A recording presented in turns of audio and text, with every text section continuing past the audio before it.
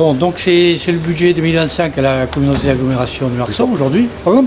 Et donc nous, on continue à poser la question de la LGV qui, tous les ans, va coûter 540 000 € dans le budget de l'agglo pendant 40 ans, on le rappelle. Et ce n'est que l'hypothèse basse du financement. On sait que ça fera beaucoup plus.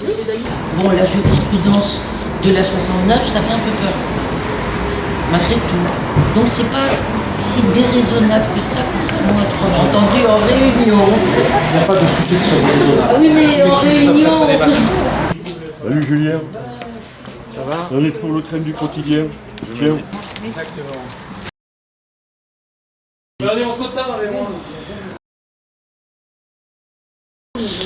Donc en fait, on a fait une lettre ouverte en nous appuyant aussi sur l'actualité. Alors l'actualité des sous, d'une part, puisque tout l'hiver, on nous a fait mariner, on nous a alerté sur la crise du budget de l'État, des collectivités locales et tout ça. Il fallait retrouver 60 milliards, et puis maintenant il faut trouver des milliards pour la défense en plus. Bref, la crise, et on sait que les collectivités locales sont impactées par ce budget d'austérité qui a été voté en force par 49.3 cet hiver. Donc quelque part, la LGV, c'est des dépenses qu'on flèche sur les collectivités locales. Ça nous interpelle quand même beaucoup. Par ailleurs, au-delà de tous les arguments pour démonter ce projet inutile, ruineux, au niveau écologique qui est un désastre, etc. Donc on rappelle ce contexte-là. On dit pourquoi payer tant d'argent sur ce projet alors que les finances publiques, dont celles des collectivités locales, sont quand même très impactées par l'austérité, la crise, etc.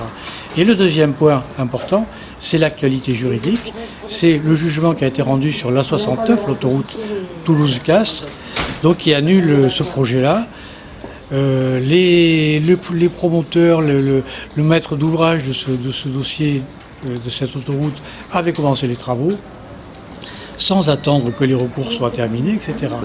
Bon, en pensant que tout ça, mis devant le fait accompli, les juges avaleraient tout ça. Et les juges, non, ils ont dit non, au niveau environnemental, le compte n'y est pas, loin de là. Et il y a encore beaucoup d'autres choses sur ce projet qui sont soulignées, l'inutilité, le fait que Castres, par exemple, n'est pas une ville qui est en sinistrée actuellement, loin de là. Bref, une annulation. Donc nous on dit pour la LGV, alors il y a des recours qui sont en cours actuellement, plusieurs recours. Donc commencer les travaux, tel que c'est le cas actuellement sur les sorties Bordeaux et sorties Toulouse, et puis ça commence aussi ailleurs en termes d'expropriation, sondage, etc. Dit pourquoi ne pas attendre la fin des recours déjà avant de commencer à faire les travaux. Et nous on dit en plus, ici pour le Marsan, pourquoi ne pas attendre la fin des recours pour payer, pour commencer à payer, parce que depuis 2023, tous les ans, l'agglo du Marsan paye. C'est 540 000 €, c'est pas rien quand même. Oui, et puis c'est sur une longue durée. C'est sur une longue durée, sur 40 ans. Oui. Et on sait que ça fera beaucoup plus que ces 140 000 €, parce qu'il y a des tas de dépenses qui seront mises à charge des collectivités locales. On le sait, c'est dit. Donc nous on dit, il y a cette actualité juridique, on a une proposition à faire. On gèle le versement de l'annuité LGV par la communauté de l'agglo du Marsan. Moratoire sur les travaux, moratoire sur les versements. Moratoire sur les travaux, bien sûr, et moratoire sur les versements. Et ça, l'agglo peut le décider. Alors on nous dit, ouais, c'est pas possible, c'est irresponsable de procéder ça. Non, pas du tout. On peut très bien décider un gel du versement de cet argent, jusqu'à épuisement du dernier recours. Les recours sont en cours, la justice se prononcera le moment venu.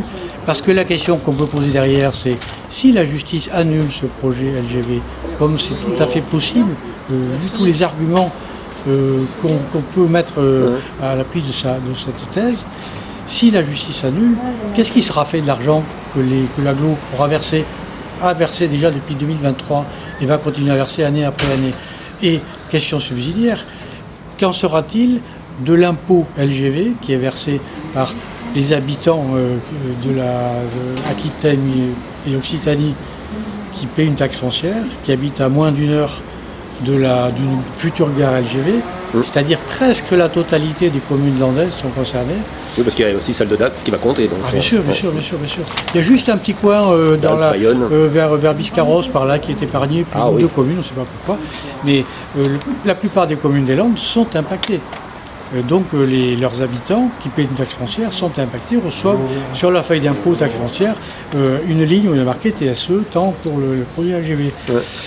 Donc, si le projet est annulé, les impôts vont rembourser le montant qui a été perçu pour déjà, ce serait un moindre mal, parce qu'il y aurait plus les versements à venir déjà. Alors déjà, ça arrêterait les versements à venir, bien sûr.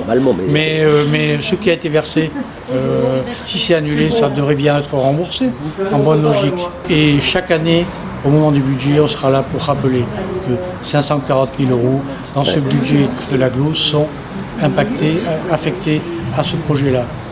Et on rappelle que l'an dernier, 2023 je crois, je ne sais plus, l'agglo était en tutelle pour des comptes Chambre régionale des comptes et préfectures du fait de son budget qui était tellement en déséquilibre, tellement mal foutu que mise en tutelle. Okay.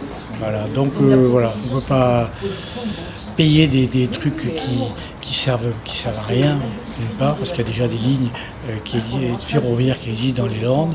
Il y a déjà des trains à grande vitesse dans les Landes qui vont de Bayonne, de Bordeaux à Dax et Bayonne. Alors pas à Mont-de-Marsan, c'est vrai, mais il n'y aura pas de train à grande vitesse à Mont-de-Marsan. À Lubardès peut-être un peu, puis on en regardera passer si ça se fait. Non, il faut que ce projet s'arrête, que la raison revienne, parce que c'est fou. Okay.